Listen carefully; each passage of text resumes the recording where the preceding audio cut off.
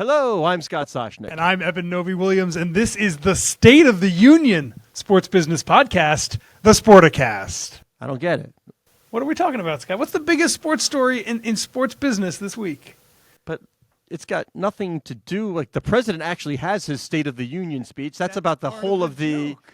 What joke? Oh. There's no joke. I don't get it. I'm going to give you another chance. Because there is say the same thing. No. There's no way. No.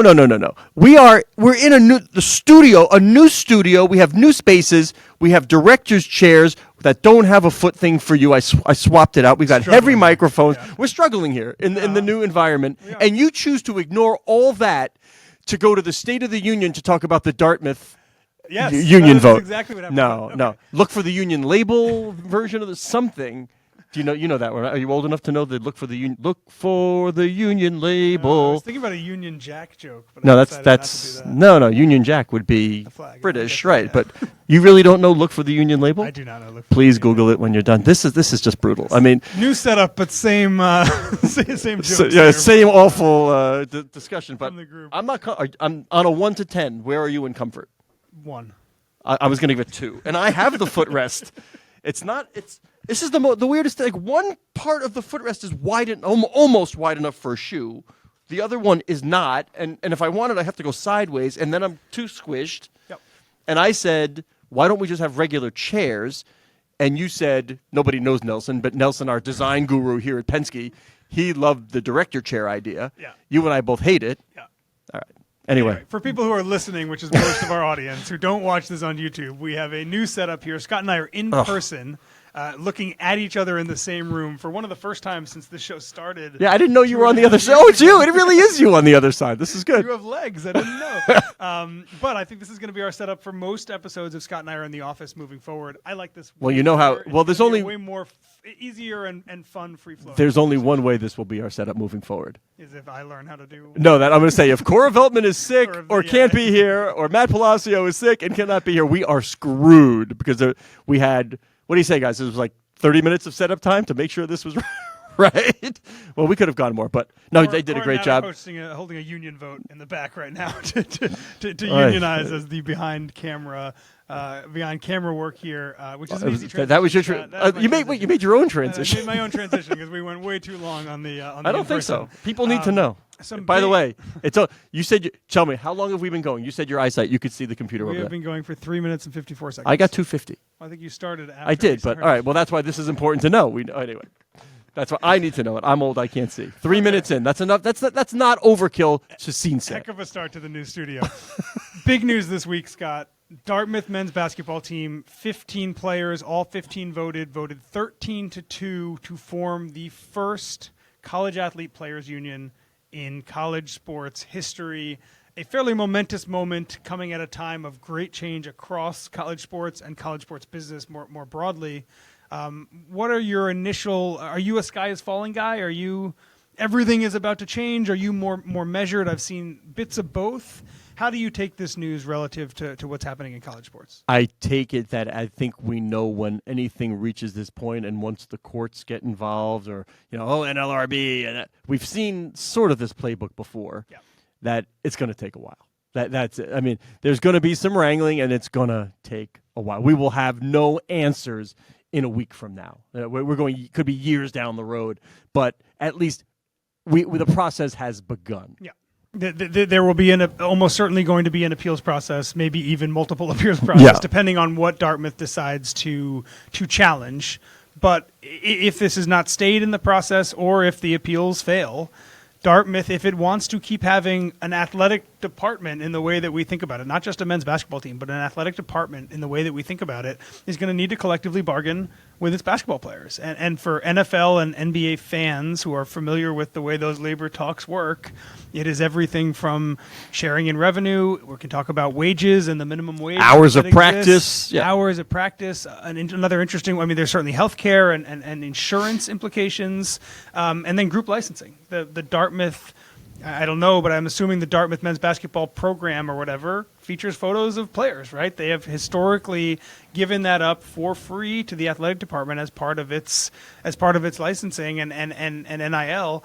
now I wonder if the union thinks, you know what, maybe we group license. Maybe we are now not just talking to the university about what we're getting compensated and hours and things like that. Maybe we're also working on group licensing deals that universities have taken for granted for a very long time. Be great if the school went out and sold a UAW patch or an steelworker union patch and put it on the jersey and like made the money where they didn't have to clue in the players. Yeah. Again, what do we say about things like this?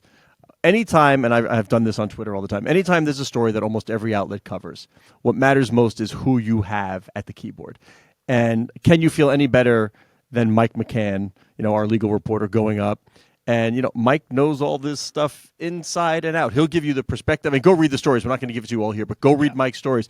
Like, he will give you the nuance. He will give you the years of wisdom. Mike literally wrote the book with Ed O'Bannon on this subject. Mike was sitting before Congress testifying on NIL and should college athletes be paid and are they employees and why not, and the implications of it.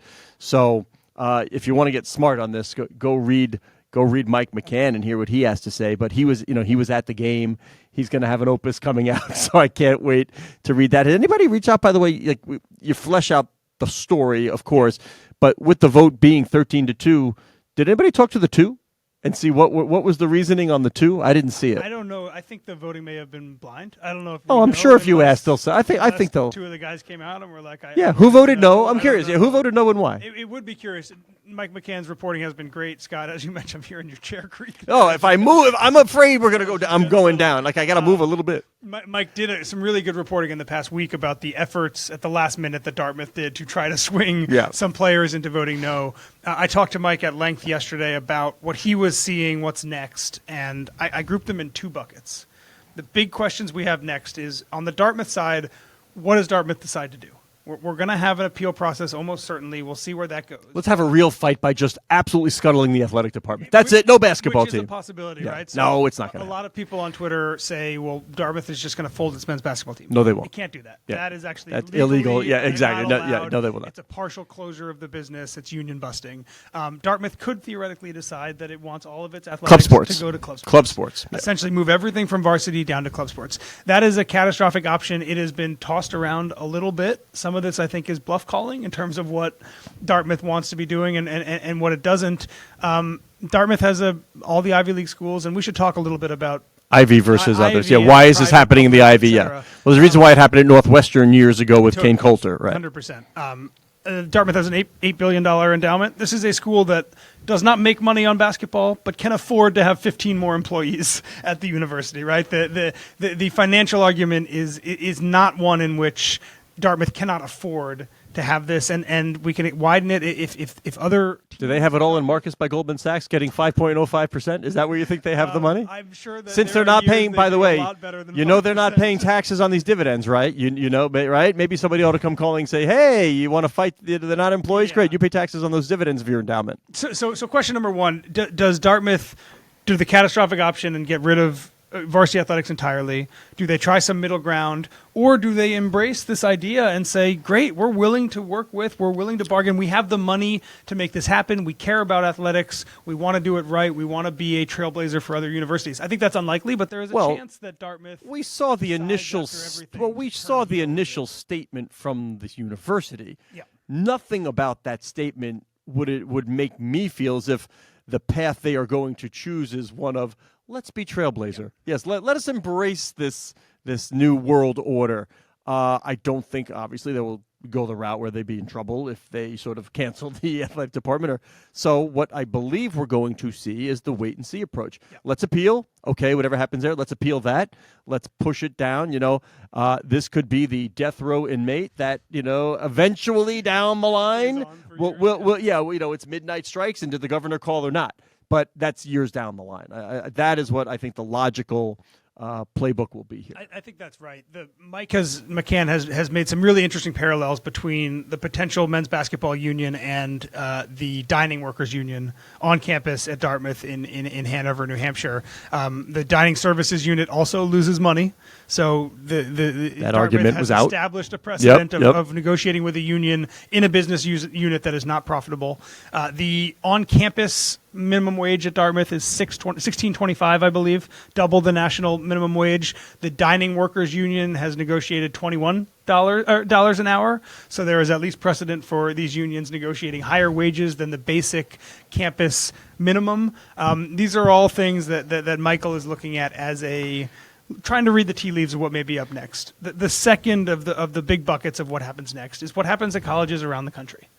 This is much easier to do at private universities than public universities. Are other Ivy League men's basketball teams thinking about this? Are other Ivy League football teams thinking about this? Are athletes at Northwestern, which you mentioned, and USC, and Miami? What would Eben Novi-Williams, 4-year captain of the lightweight, never won a game football team at Princeton University, how would he have voted on this if they said, hey, are you an employee of the university? Do you feel as if you qualify for employee status? Sprint football, I think, is unique in some ways. I think if I was an athlete in a different sport, I am real football. Okay, real football. I'm naturally if you're Keith Elias, right? Did I get that right? Did I get that right? Keith Elias, was that Princeton? Yeah, you got it. Well, excellent. Yeah, if I'm Zach Diassi at Brown, I think that I personally would be in favor of this. I mean, I think this is a historic moment, and I don't want to get too deep into my own personal opinions. I think that college athletes have been. It's a job. I have seen it. I have. I don't know I'm not Mike. I don't know the legalities. I do know this, that I have.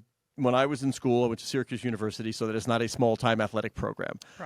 A private school. I knew plenty of guys and women who were on the teams, and the premier teams, basketball, lacrosse, football, of course. And I saw firsthand the number of hours that were committed to practice, weightlifting, training table. I looked at it as a full-time job on top of being a student and the rest and all the other things that they were asked to do. So, that's just neat. And by the way, is it appropriate just because we're next to each other? Yes. Did you see my glazed look at all? Or did I held? Should I? No, when you were talking about the dining hall, I go back to a personal experience. Bad idea. We had a Jell-O eating, hands behind your back Jell-O eating speed contest when I was a freshman at Del Plaine Hall, if you will. And I going really fast, and I sucked, and the Jell-O just got lodged, and I'm up with the choking sign, entire dining. Behind your back. Oh, at this point, I took it out when I was like, I'm dying here. Couldn't breathe. Stuff's leaking out of my mouth, and everybody in the dining hall is looking at me. And so, lesson for all: I didn't know choking on Jell-O was even possible. Oh, it's definitely like a kind chunk. Of liquid, isn't it? No, well, it didn't melt fast enough for me. It's gelatinous, if you will. That's the Jell-O. But man, that was scary, and it was disgusting. Pay for footage of that. It was red. I had the red. I was racing against one Peter Cooperstein, if you will. So you lost, I assume. I lost. Yeah, I was disqualified. DQ'd. I was DQ'd.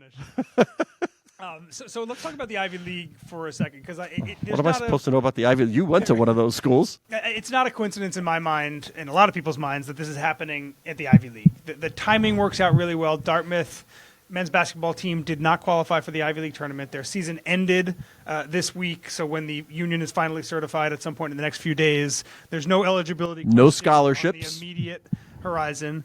Ivy League schools do not offer athletic scholarships. And Ivy League schools, going back to real quick, the idea of dropping all your athletics down from varsity to club, so many schools look at athletics as the front porch of the university. It's a way of driving enrollment, marketing. When you have really big success on the field, you see that effect oftentimes in enrollment.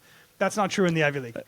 The men's basketball team, Princeton's team or Yale's team, whoever wins. Linsanity did not drive admissions. It's not. There's no market of impact. There's no improvement of the applications. You're letting in such a small percentage of people already. Another 50% boost in applications does not change the makeup of your university all that much. So the calculus for a lot of Ivy League schools is just fundamentally different. And you notice it in scholarships is a good example. If you go to Ivy League basketball games or football games, they're not commercialized in the way that a lot of other leagues do. This is a very different conversation if it's at Syracuse or if it's at Miami. Schools whose athletic departments are really, really valuable. not just bringing in direct money through sponsorships and TV, but also helping the university. I would say sending money back to the university. Yeah, goals. right. So in some ways, Dartmouth is such an interesting case here, and Mike McCann had such a great line in a story he did this week. Dartmouth is not big time college athletics, but it is big time higher ed. Yes. And that's absolutely true. And I think that having a school, an Ivy League school, be the first to deal with a lot of these questions could actually set the tone for how a lot of schools, private schools that are much bigger athletic programs, may have to deal with this exact topic in the future. How many of our listeners do you think know why is it called the Ivy League? That's a good question. I think probably not many, because when I first learned it, I was also surprised. Right, people think it's Ivy as it's like the Ivy Walls of Wrigley when it's the Roman numerals IV, which is 4, because there were originally 4 Ivy League schools. So, yeah. And the Ivy League, one last thing on that, every university in the Ivy League is private. So it is not like we have with Northwestern a number of years ago where there was this big question about peers in the same conference and what it means for a unionized team competing against non-unionized teams. Whereas if Vanderbilt were to do this, or if Syracuse were to do this, or if Northwestern were to do this in some capacity, then you have a league that is mixing public schools where this is way thornier in a way that I don't fully understand, but way harder to accomplish, with schools, on private schools, where it can be as easy as this kind of vote, and that becomes an even bigger challenge in those those conferences as well. Well, do you know who doesn't have to worry about this anymore? The public versus private, the employee not, because this person is going to be an employee of a certain league, coming from the college ranks. Yeah. I think you know where I'm headed. I do. Is her number 22? Let me check all the ads. I thought you were going to say the initials CC. Yes, the initials are CC, and it is Caitlin Clark, who announced no surprise. Even though she had a year of eligibility, and I think that is the interesting discussion. Actually, there was never a doubt. Some people, I don't know why they would say, "Oh, she's going to make less money in the WNBA than she." I mean, that's just silly. Because it's not apples to apples. All the NIL money that she has, those companies, those anything, that will follow her to the WNBA, where there's now ancillary revenue from professional contract and salaries and things like that. So she has already signed like a Gainbridge right off the bat. By the way, wink. who also has the name on the arena where the Indiana Fever play. A financial services company. So Panini, shortly before we started recording, there will be no shortage of revenue. It's not what you would think of as college NIL money, totally. But now it's like endorsements or whatever you want to call it. No shortage of revenue for Caitlin Clark. But the question I have that remains, because the money was going to be there regardless. Like Caitlin Clark was going to make a lot of money either way. Yeah. I think we need to ask the question. She's going to, does she open against the New York Liberty? Like so. That number one game, the first game she plays, will do a monster number. People will tune in to see. Mm-hmm. My question is, when we are a month and a half, 2 months into the season, and she has got a Tuesday night game against, it doesn't matter, insert team name here, is that going to be less watched, less attended, less ballyhooed than if Caitlin Clark at Iowa, final year of eligibility, goes to, say, Rutgers, Michigan, whatever it may be? Does the attention dip? Because she's going to make money anyway. So what was the reason why she would say, okay, I'm going to jump to go professional? I call this the messy question in some ways, right? What we saw MESSI. What we saw in the Big Ten this year, as you said, is that every building Iowa played in set its own personal or long-time records for ticket sales that either sold out, there was demand, there was a lot more attention. It was very much like what Leo Messi did in his first half year in Major League Soccer. And is she going to have that effect in the WNBA? I think it's a great question. It's going to happen immediately, as you said. The first game is going to be it's going to do a huge number. There's going to be a lot of attention. But is she in the fifth or sixth week of the season when they're playing at the road in Las Vegas, or when they're playing on the road at the Mercury in Phoenix? How different is that? I don't actually know the answer to that. So I think we're going to find out. And the lights. Were you just waving your arm as a motion sensor? Okay, I wasn't sure if you were alerting somebody or like. Okay, you keep talking. I'll turn the lights. That's okay. No, we're fine. We'll go in the dark. What's the difference? It's fine. Yeah, but that was my question. Like, I'd like to hear, Caitlin, like, what was the thought process behind now's the right time? Like, why go to the WNBA? Does it have to do with TV contract up in 2025? Like, you'd like to get her in. I mean, if she's looking bigger picture, getting her in now will certainly boost the number of viewers they have, which gives them a much better negotiating position for the TV deal in 2025. So, and by the way, it also is up at the same time as the NBA deal. They will, whether you think yes, no, separate league, they will be negotiated in unison. It will get some help from the NBA. So, what's her calculus? That's all. I'd like to sit down with her and find out what went into the decision from a notoriety you're one of the biggest stars, you're maybe the biggest star in college sports right now, male or female. So why do you need the different platform? So I can toss out a few possibilities. Let's hear it. Right? One, there's a chance that as a competitor, she just wanted the next challenge, right? I'm not saying that college basketball... Well, she hasn't won a national championship. She hasn't won a national championship, but I could see a world in which she's like, I've seen the thing in college basketball. I'm ready for whatever the next level is up to test my skills there. I think that's one possibility. Two, she knows the team that she would be drafting her. And that's actually fairly valuable information. And her, this has been written about a lot, her boyfriend, former Iowa basketball player, works for the Pacers. The Pacers and the Indiana Fever play in the same building. Same building. There's the same ownership group. It's a lot of overlap there. There's a good chance, I think, that Indiana not being too far away from Iowa, where she's from. She didn't want to risk a team I don't know, not Las Vegas. Who's going to have the number? Who is the probable worst pick in the WNBA? Totally, right? Like the Connecticut Sun or whatever. There's a chance that she really liked the idea. Who doesn't love Uncasville? Indianapolis, and that swayed her judgment. And then the third thing I'll say, which I actually do think maybe plays a factor here, is that she's only eligible to go back to school because of the COVID exemption. The fifth year of eligibility is not something that other athletes get, except for just athletes that were playing college basketball in the year that COVID disrupted everything. And as the leading scorer in college basketball history, men and women, I do think she's probably a little bit aware that if she comes back and adds another 1,000 points onto that record. Yeah, but everybody will know. Having been granted that one extra year, I don't know. Is there an asterisk next to it? Do people talk about it differently? Once I open that maybe plays a factor. Once I open the card, once I eat the stick of absolutely rigid bubble gum, and I look at the back. I know. And I look at the back of her card, or hologram, or whatever it may be at the time. I'll know she set the record in 4 years. People will know she had an additional year, but maybe we just lop it off the first 4 years. It's hey, these were her numbers in the fourth year, but she had a fifth, and this is what she did. But don't count the points. Yeah, we don't have to count this towards my records. It's a 4-year window, and that's what I did. Everybody knows.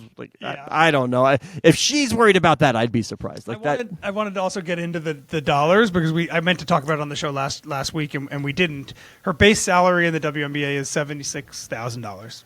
It's not a lot of money, but there is a lot that in the last CBA, the most recent labor negotiation between the WNBA players and the league that was set up to let the stars make more money.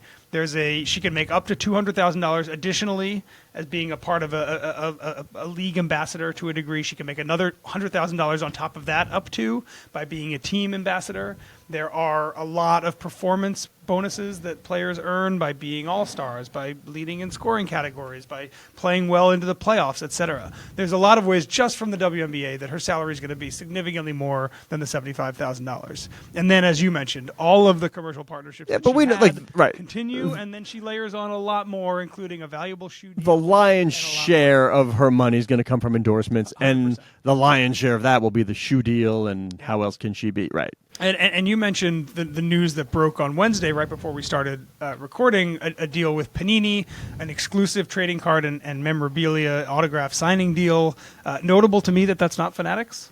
Fanatics and Panini are going head-to-head on pretty much everything in the trading card and memorabilia world right now. I just figure at some point it doesn't matter because Fanatics will figure out a way to snatch it away, and she will be a Fanatics athlete at some point. Also very possible. Yeah. She has a Topps deal right now in college.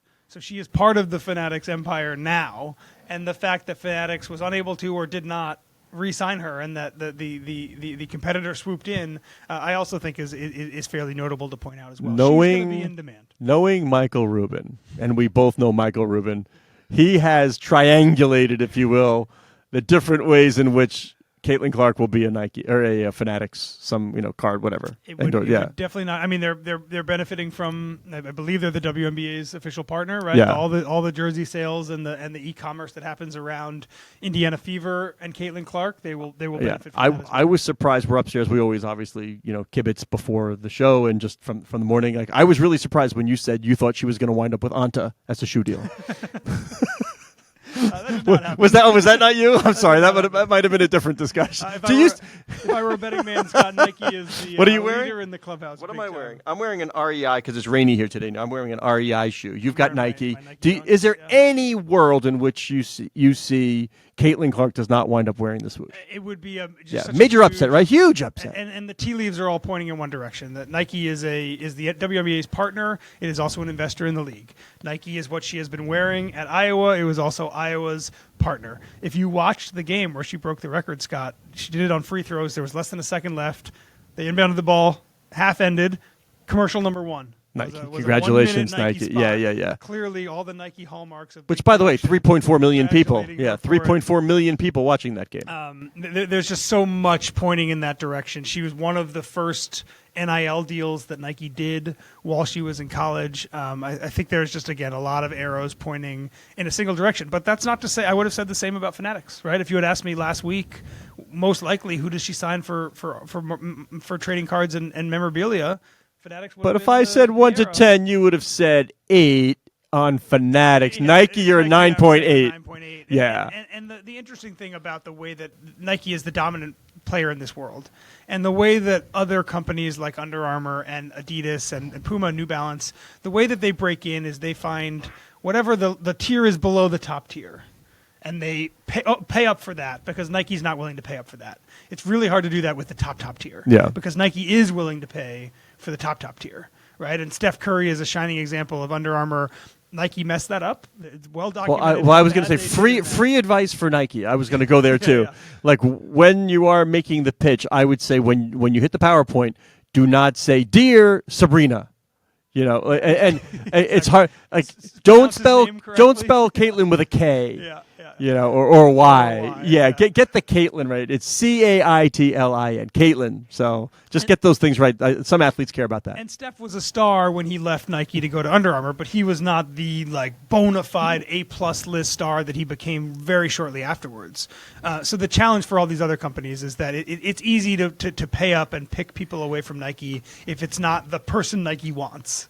And I cannot imagine, given everything we've seen and how successful and talented she is, that Caitlin doesn't fall firmly in the person Nike wants category. I would think so. All right, person maybe not so much wanted around right now. Vince McMahon, he had to resign as his position from TKO, and he's got. How much does he have? He sold how much? 420, 400 plus million in shares, about a quarter of his holding. So now I have to multiply by 4, 1.6 billion. See how fast. Once I realized the quarter, he had sold some before, but Brendan Coffey dug out the filing, so he sold another 400 plus million. Do you expect that to continue? Not material really. He's worth $2-something billion. Just the fact that he is selling significant. Portion of his holding. Yeah, it's fascinating. The last 12 months for Vince and for TKO, he returned to WWE as part of and to help orchestrate the merger. Now it's WWE and UFC in the same publicly traded company. Then he left the company a few months ago after a new round of allegations about sexual coercion. Some really ugly stuff in there. I don't know, Scott, if he's selling because he needs the cash. I don't know if he's selling because TKO wants him out, and this is a more tidy way to do that. There's a lot we don't know. It's definitely bad for TKO investors, at least right now. Anytime someone of that stature decides he's going to sell $400 million of equity, the stock dipped a little bit. If this was a year ago, I'd say he needs some liquidity to join a bid group for the Commanders.